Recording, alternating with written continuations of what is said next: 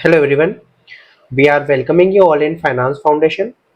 आज हम लोग फाइनेंशियल मैनेजमेंट सीरीज में कॉस्ट ऑफ कैपिटल यूनिट की स्टडी करेंगे और वो दो क्वेश्चंस को सॉल्व करेंगे जो प्रीवियस ईयर एग्जामिनेशन में आ चुके हैं। तो विदाउट वेस्टिंग एनी टाइम सीधे हम लोग क्वेश्चन पे आते हैं। तो देखिए, क्वेश्चन गिवन है कि कंपनी फ्रेम की गई है मैन्युफैक्चरिंग करने के लिए, जिसका कैपिटल स्ट्रक्चर हमारे पास गिवन है। तो 9% डिवेंचर्स देके रखे हैं 6 लाख रुपीज पे, 7% प्रेफरेंस शेयर है, उससे हमने बोरो किए हैं 2 लाख रुपीज, इक्विटी शेयर से हमने बोरो किए हैं 6 लाख रुपीज। यहाँ पे जो रेट देकर रखा है वो है 24,000 शेयर हमने परचेज किए हैं 10 रुपीज ईच करके। रिटेन अर्निंग का जो अमाउंट है वो देकर रखा है हमारे पास 4 लाख का, और जो टोटल जो हमने कैपिटल रेस किया है वो है 18 लाख रुपीज का। आगे गिवन है जो मार्केट प्राइस है शेयर की वो है 40 रुपीज, डिविडेंड जो प्रपोज्ड है वो है 4 रुपीज का, कंपनी का जो टैक्स पॉलिसी है वो है 50% की, और हमें जो कैलकुलेट करना है वो कैलकुलेट करना है weightage average cost of capital. I hope ये क्वेश्चन समझ में आ गया होगा। कॉस्ट ऑफ कैपिटल निकालने के लिए सबसे पहले हम लोग क्या करेंगे, इंडिविजुअल सोर्सेज की कॉस्ट निकालेंगे। इसके बाद on the basis of their average उसको हम लोग क्या कर देंगे, एलोकेट कर देंगे। तो यहाँ पे डिबेंचर्स की कॉस्ट को हम लोग रिप्रेजेंट करते हैं केडी से, प्रेफरेंस शेयर को हम लोग कर देंगे केपी से, इक्विटी शेयर को कर देंगे कॉस्ट ऑफ इक्विटी को केई से, रिटेन अर्निंग को हम लोग कर देते हैं केआर से। आई होप इतना क्लियर होगा। तो यहाँ पे हमने क्या किया है, जो भी हमारी कॉस्ट थी उसको रिप्रेजेंटेशन कर दिया। अब हम लोग क्या करते हैं, इंडिविजुअल कॉस्ट निकालने के लिए जाएंगे। तो देखिए, सबसे पहले हम डिबेंचर्स की कॉस्ट के लिए जाएंगे। तो यहाँ पे हमें गिवन है 9% डिबेंचर। 9% डिबेंचर का मतलब है कि जितना भी हमने डिबेंचर्स पे अमाउंट इशू किया है उस पे हम लोग क्या करते हैं, इंटरेस्ट को पे करने वाले हैं, और जो इंटरेस्ट का रेट रहेगा वो रहेगा 9%। ठीक है, डिबेंचर के केस में ही हमें इशू आता है क्वेश्चन को सॉल्व करने के लिए। यहां पे हमारे पास गिवन है कि जो इंटरेस्ट है वो क्या होगा, 9% का। बट रियल लाइफ में अगर हम लोग देखें तो डिबेंचर्स पे हम लोग क्या करते हैं, इंटरेस्ट को पे करते हैं, और इंटरेस्ट पे हमें क्या मिलता है, टैक्स का बेनिफिट मिलता है। तो एक्चुअल में जो हमारे लिए इफेक्टिव कॉस्ट होती है वो होती है केडी। जैसे अगर हम लोग क्या करेंगे, आफ्टर टैक्स निकालेंगे, तो इसको हम लोग बोल देते हैं आफ्टर टैक्स कॉस्ट निकालने के लिए गए। तो यहां पे हो जाएगा केडी, और 1 माइनस क्या हो जाएगा, टैक्स, क्योंकि टैक्स पे हमको क्या मिलता है, बेनिफिट मिलता है। तो देखिए, क्योंकि केडी पे हमको क्या मिलता है, टैक्स का बेनिफिट मिलता है, इसलिए हम लोग क्या करेंगे, जो केडी कॉस्ट गिवन है उसमें से टैक्स का क्या कर देंगे, सब्ट्रैक्शन। तो देखिए, यहाँ पे जो क्वेश्चन में हमें जो कॉस्ट देके रखी है वो कितना गिवन है, 9% कॉस्ट ऑफ डेट गिवन है। हम लोग क्या करेंगे, 1 माइनस, तो जो टैक्स गिवन है वो है हमें 50% का, तो हम लोग क्या करेंगे, यहाँ पे 50% को क्या कर देंगे, माइनस। तो एक्चुअल में जो हमारे लिए इफेक्टिव कॉस्ट आती है वो कितनी आएगी, तो 9 में हम लोग क्या करेंगे, 0.5 का क्या कर देते हैं, मल्टीप्लाई। तो जो हमारे पास कॉस्ट ऑफ डेट आता है वो आएगा 4.5%, क्योंकि हमें क्या मिलता है, इंटरेस्ट पे टैक्स का बेनिफिट मिलता है। तो जो हमारे लिए इफेक्टिव कॉस्ट है वो कितनी है, केडी इज इक्वल्स टू 4.5%। तो देखिए, अब हमने केडी के लिए तो सॉल्व कर लिया है। अब हम प्रेफरेंस शेयर के लिए जाते हैं। तो प्रेफरेंस शेयर पे तो इस सच हमें कोई बेनिफिट नहीं मिलता है। तो जो हमारे पास क्वेश्चन में जो कॉस्ट गिवन है प्रेफरेंस शेयर के लिए, वही हमारे लिए कौन सी कॉस्ट हो जाएगी, cost of preference share. I hope इतना क्लियर होगा। प्रेफरेंस शेयर के बाद अब हम लोग कॉस्ट ऑफ इक्विटी निकालने के लिए जाते हैं। तो कॉस्ट ऑफ इक्विटी का जो हमारे पास फॉर्मूला होता है वो होगा cost of equity is equals to dividend 1 upon में आ जाएगा आपके पास प्राइस, प्लस हम लोग यहां पे करते हैं ग्रोथ। ठीक है, तो अगर हमारे पास प्रपोज्ड डिविडेंड गिवन है, नेक्स्ट ईयर का डिविडेंड गिवन है, या करंट ईयर का गिवन है प्रीवियस ईयर के रिस्पेक्ट में, तो हम लोग यहाँ पे क्या होगा, D1। D1 का जो मतलब होगा वो होगा रिसेंट डिविडेंड। तो जो भी कैलकुलेशन होगा वो D1 पे होगा। अगर हमारे पास प्रीवियस ईयर का कुछ गिवन होता है तो हम लोग क्या करते हैं, प्रीवियस ईयर के डिविडेंड से क्या करते हैं, न्यू ईयर का डिविडेंड को कैलकुलेट करने के लिए जाएंगे। तो वो जो फॉर्मूला होगा वो होगा D0 1 प्लस ग्रोथ, तब हमें किसकी वैल्यू मिल जाएगी, D1 की। अब देखिए क्वेश्चन में हमारे पास क्या गिवन है, इक्विटी शेयर 24,000 शेयर इशू किए थे, फेस वैल्यू थी उसकी 10 रुपीज की। इसके बाद जो डिविडेंड गिवन है वो गिवन है हमारे पास 4 पर शेयर, मतलब एक शेयर पे जो हमारा डिविडेंड प्रपोज्ड है वो कितना है, 4 रुपीज का। तो यहां पे होगा के इज इक्वल्स टू होगा 4 अपॉन में जो प्राइस देके रखा है वो कितना गिवन है, 40। तो यहां पे होगा 4 डिवाइड बाय 40, क्योंकि हमें यहाँ पे कोई भी ग्रोथ रेट नहीं गिवन है तो यहां पे हम लोग रखेंगे 0। और क्योंकि अब हमें रेट परसेंटेज में चाहिए तो इसमें हम लोग मल्टीप्लाई किसका कर देंगे, 100 का। तो जब हमने सॉल्व किया तो हो गया यहाँ पे 0.10, और जब हम इसमें 100 का मल्टीप्लाई कर देंगे तो हमारे पास जो कॉस्ट ऑफ इक्विटी आएगी वो आ जाएगी 10% की। आई होप इतना क्लियर होगा। तो हमने क्या किया था, कॉस्ट ऑफ डेट निकाल लिया, कॉस्ट ऑफ प्रेफरेंस शेयर निकाल लिया, अब हमने क्या किया है, कॉस्ट ऑफ इक्विटी भी निकाल लिया। अब इसके बाद जो हमें गिवन है वो है रिटेन अर्निंग। तो जनरली अगर कहीं पे कुछ एडिशनल इंफॉर्मेशन नहीं गिवन होती है तो जो हमारे पास इक्विटी की कॉस्ट होगी वही सेम जो कॉस्ट होगी वो किसकी हो जाएगी, रिटेन अर्निंग की। तो देखिए अब यहाँ पे जो हमारे पास रिटेन अर्निंग की जो कॉस्ट है वो सेम कॉस्ट क्या हो जाएगी, इक्विटी की इज इक्वल्स टू 10%, क्योंकि हमारे पास कोई भी फर्दर इंफॉर्मेशन अवेलेबल नहीं है।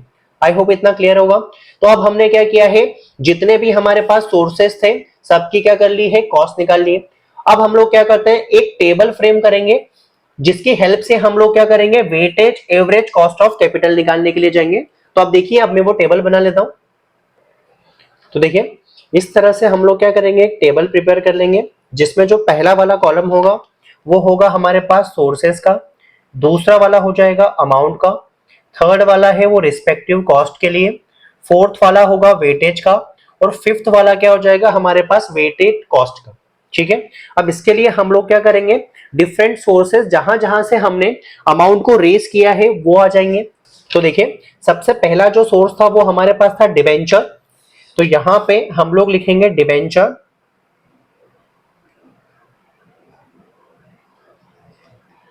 डिबेंचर से जो हमने अमाउंट रेस किया है वो कितने का है, 6 लाख का। तो यहां पे वो अमाउंट आ जाएगा 6 लाख का। कॉस्ट जो हमने डिबेंचर्स की निकाली थी वो थी हमारे पास 4.5% की। तो देखिए कॉस्ट यहां पे लिखा 4.5%। अब वेटेज के लिए हमको इसके टोटल की जरूरत होगी, तो अभी हम लोग वेटेज नहीं निकालेंगे। इसके बाद जो दूसरा वाला इंस्ट्रूमेंट था वो था हमारे पास प्रेफरेंस शेयर का। तो यहां पे आ जाएगा आपके पास प्रेफरेंस शेयर। प्रेफरेंस शेयर का जो अमाउंट था वो था हमारे पास 2 लाख का। तो यहां पे अमाउंट आ गया है हमारे पास 2 लाख का। इसके बाद जो रेट था हमारे पास, जो हमने केपी का कैलकुलेशन किया था वो था 7% का। तो यहां पे कॉस्ट में आ जाएगा हमारे पास 7%।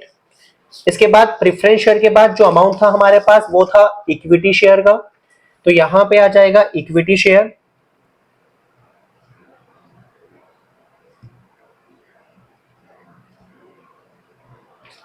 इक्विटी शेयर से जो हमने अमाउंट रेस किया था वो था 6 लाख का।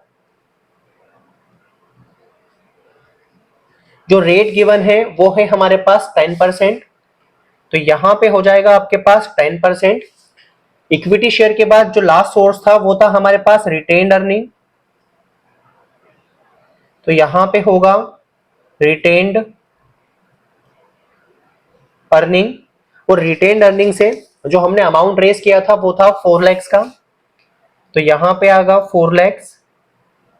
जो रेट है जैसा आपको बताया था, क्योंकि कहीं कुछ गिवन नहीं है इंफॉर्मेशन, तो हमारे लिए रिटेन्ड अर्निंग का जो रेट है वो इक्विटी का ही रहेगा। अब देखिए, अब हम लोग क्या करेंगे, वेटेज निकालेंगे। वेटेज का मतलब है कि टोटल फंड में से हमने डिबेंचर से कितना इशू किया है, सेम टोटल फंड में से हमने प्रेफरेंस शेयर से कितना इशू किया है, इक्विटी शेयर से कितना इशू किया है, और रिटेन्ड अर्निंग से कितना इशू किया है। तो इसके लिए हम लोग क्या करेंगे, पहले टोटल निकालेंगे। तो इन सब का टोटल 6 to 8, 14 और +4। तो यहाँ पे जो टोटल अमाउंट जो हमने रेस किया है वो आ जाएगा हमारे पास 18 लाख का। ठीक है, तो जो अमाउंट आ गया है वो आ गया है हमारे पास 18 लाख का। अब हम लोग क्या करते हैं, इसका वेटेज निकालते हैं कि जो डिबेंचर है वो टोटल में से कितना अमाउंट रेज हुआ है। तो देखिए यहाँ पे ये कितना हो गया हमारे पास, 6 लाख अपॉन में आ जाएगा टोटल 18 लाख। तो इससे हमें यह पता चल जाएगा कि जो टोटल वेटेज में से जो डिबेंचर है उसका कितना प्रपोर्शन है। तो जब हम इसको डिवाइड करते हैं तो हमारे पास जो आंसर आ रहा है वो आ रहा है 0.333 और इसी के साथ चलता जाएगा। तो इस तरह से हमने क्या किया, डिबेंचर्स के लिए इशू किया। अब सेम हम लोग किसके लिए सॉल्व करने के लिए जाएंगे, प्रेफरेंस शेयर के लिए। तो हमारे पास होगा 2 लाख, इसको हम लोग डिवाइड कर देंगे टोटल में से। तो टोटल जो था वो था हमारे पास 18 लाख का। आई होप इतना क्लियर होगा। तो देखिए जब हम इसको डिवाइड करेंगे तो हमारे पास वैल्यू आ जाएगी 0.1111। अब हम लोग क्या करते हैं 6 लाख को फिर से डिवाइड करेंगे इक्विटी शेयर वाले को, तो यहाँ पे होगा 6 लाख डिवाइड बाय अगेन हम लोग करेंगे 18 लाख से, तो जो आंसर आएगा हमारे पास वो आ जाएगा 0.3333। अब इसके बाद हम लोग जाएंगे रिटेन्ड अर्निंग के लिए, तो इसके लिए करेंगे हम लोग 4 लाख डिवाइड बाय करेंगे हम लोग 18 लाख से, तो जो हमारे पास वेटेज आ रहा है वो आ रहा है 0.2222। आई होप इतना क्लियर होगा। तो हमने क्या किया था, यहाँ पे वेटेज निकाल लिए। अब हमें क्या निकालना है, लेकिन वेटेज कॉस्ट निकालना है। इसके लिए हम लोग क्या करेंगे, ये कॉस्ट में मल्टीप्लाई कर देंगे किसका, वेटेज का। तो यहाँ पे हम लोग कॉलम नंबर 3 और कॉलम नंबर 4 का क्या कर देंगे, मल्टीप्लाई कर देंगे। तो अगर हम इन दोनों का मल्टीप्लाई करेंगे तो जो हमारे पास कॉस्ट आएगी वो आ जाएगी 1.5%। जब हम इसका और इन दोनों का मल्टीप्लाई करेंगे तो जो हमारे पास आंसर आ जाएगा वो आ जाएगा 0.78%। जब हम इन दोनों का मल्टीप्लाई करेंगे तो जो हमारे पास आंसर आएगा वो आएगा 3.33%। 10 का जब हम इसमें मल्टीप्लाई करेंगे तो हमारे पास जो आंसर आएगा वो आ जाएगा 2.22%। आई होप इतना क्लियर होगा। तो हमने क्या किया है, डिबेंचर्स के लिए हमारी कितनी कॉस्ट लग रही थी वो निकाल लिया है, प्रेफरेंस शेयर के लिए कितनी लग रही थी वो निकाल लिया है, इक्विटी शेयर के लिए कितनी लगी थी वो निकाल लिया है, और रिटेन अर्निंग के लिए जो हमारी कॉस्ट थी वो भी निकाल लिया है। अब हम लोग क्या करते हैं, इन चारों का क्या कर देंगे, एडिशन कर देंगे। जब हम इन चारों का एडिशन करते हैं तो जो हमारे पास वैल्यू आ रही है वो आ रही है 7.83%। तो यहाँ पे जो हमारे पास वैल्यू आई है वो आ गई है 7.83%, और इसी को हम लोग बोलते हैं weightage average cost of capital.